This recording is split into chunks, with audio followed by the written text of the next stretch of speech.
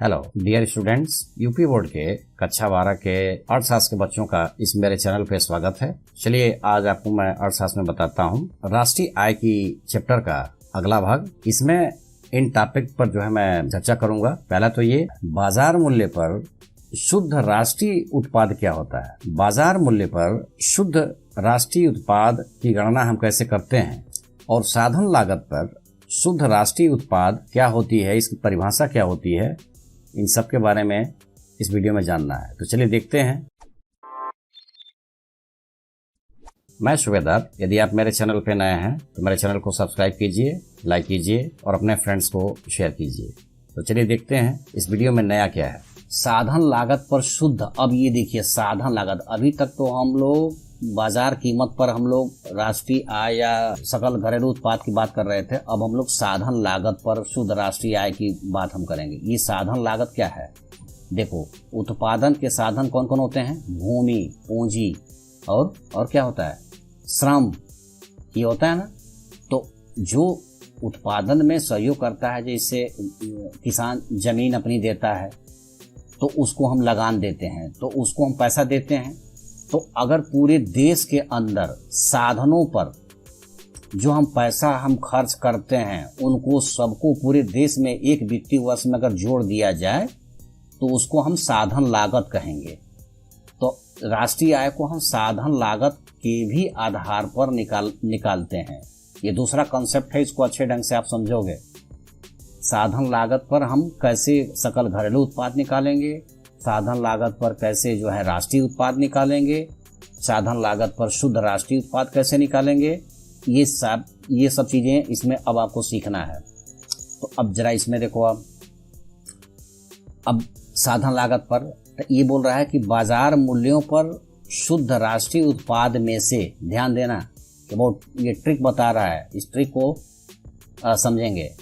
बाजार मूल्यों पर शुद्ध राष्ट्रीय उत्पाद अभी हम लोग ऊपर पढ़े हैं, इसमें से आप अप्रत्यक्ष करों को घटा दीजिए और सब्सिडी को जोड़ दीजिए। सब्सिडी क्या है? सब्सिडी माने आर्थिक सहायता। सरकार जो है विभिन्न संस्थानों को पैसा देती है, जैसे स्कूलों को बढ़ावा देने के लिए उनको सरकार पैसा देती है कि बिल्डिंग बनवाइए, कमरा बनवाइए, तो उसको बोलते हैं सब्सिडी, उसको आर्थिक सहायता बोलते हैं।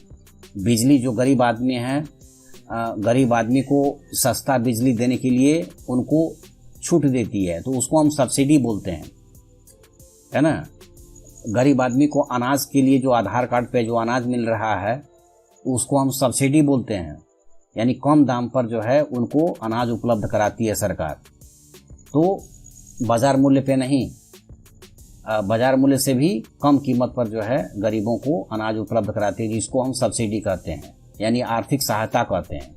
तो इस आर्थिक सहायता को जोड़ने से इसमें क्या, अब फिर ध्यान से देखना, बाजार मूल्यों पर शुद्ध राष्ट्रीय उत्पाद में से अप्रत्यक्ष को घटा दो और सब्सिडी को जोड़ दो।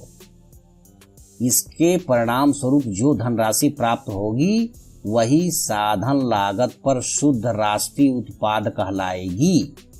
इसको याद रखेंगे। अब दूसरा बात जरा सुनो, इसे राष्ट्रीय आय भी कहते हैं। ये देखो, इसे राष्ट्रीय आय कहते हैं। असली परिभाषा ये है जो ऊपर अभी तुमको हमने ये बताया, तो इसको याद रखेंगे। टेक्निकली जो है इस सवाल लगाने में भी काम देता है, तो दिमाग में इसको रखेंगे।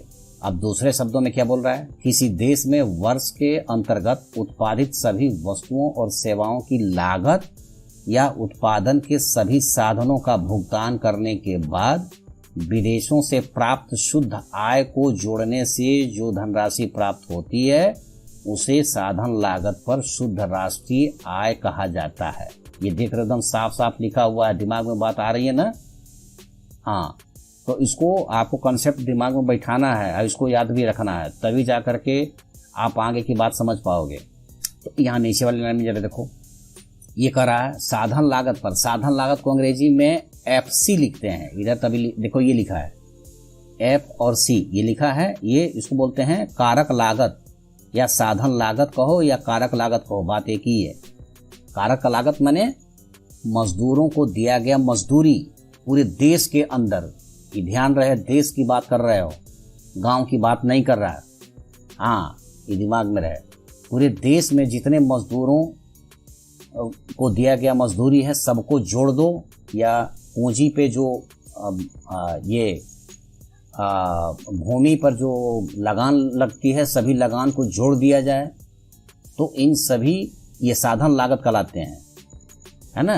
तो साधन लागत पर हम लोग जीडीपी हम लोग निकाल रहे हैं। कैसे, जरा ऊपर देखो आप, यहाँ साधन लागत पर शुद्ध राष्ट्रीय उत्पाद या राष्ट्रीय आय जो है ये निकालते हैं। शुद्ध राष्ट्रीय उत्पाद में से आप ये एनएनपी एमपी यानी बाजार मूल्य पर एनएनपी यही है, शुद्ध राष्ट्रीय उत्पाद में से अप्रत्यक्ष घटा दो और सब्सिडी को जोड़ दो। देखो सब्सिडी यहाँ आर्थिक सहायता लिखा है ना, आर्थिक सहायता, इसको हम जोड़ देते हैं, दोनों को याद रखेंगे, है ना।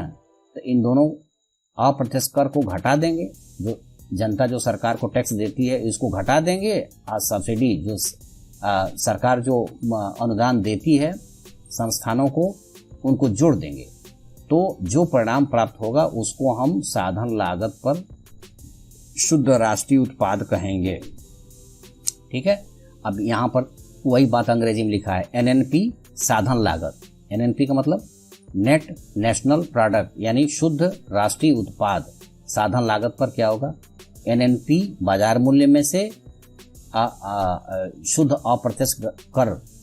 ये शुद्ध अप्रत्यक्ष कर जो आप कहते हो ना, ये शुद्ध अप्रत्यक्ष कर क्या होता है, देखो अप्रत्यक्ष कर में सब्सिडी को घटा दीजिए तो घटाने पे जो धनराशि मिलती है उसको शुद्ध अप्रत्यक्ष कर कहते हैं। फिर सुनो, शुद्ध अप्रत्यक्ष कर किसे कहेंगे, अप्रत्यक्ष कर अब माइनस सब्सिडी दोनों को घटा दिया जाए तो घटाने पे जो धनराशि प्राप्त होती है उसको हम शुद्ध अप्रत्यक्ष कर कहते हैं। ठीक है, अब इसी को अगर इसकी जगह पर इसको लिख दोगे तो यही माइनस अप्रत्यक्ष कर आएगा और प्लस सब्सिडी आ जाएगा। यहाँ पर देखो नीचे लिखा है ये देख रहे हो, है ना। तो इन दोनों की जगह पर शुद्ध अप्रत्यक्ष कर लिखा है, ऐसे समझो, अप्रत्यक्ष कर माइनस और प्लस सब्सिडी दोनों की जगह पर जो है ये शुद्ध अप्रत्यक्ष कर लिखा है, ये माइनस। तो बस इस वीडियो में इतना ही, और शेष जो है आपको अगले वीडियो में बताएंगे। Okay, thank you. देखिए, इसमें लिख करके आपको याद करने की आवश्यकता है। लिख करके याद करेंगे तभी याद होगा, केवल पढ़ने से नहीं, लिख करके आपको याद रखने की आवश्यकता है। तो इस वीडियो में इतना ही, मिलते हैं अगले वीडियो में।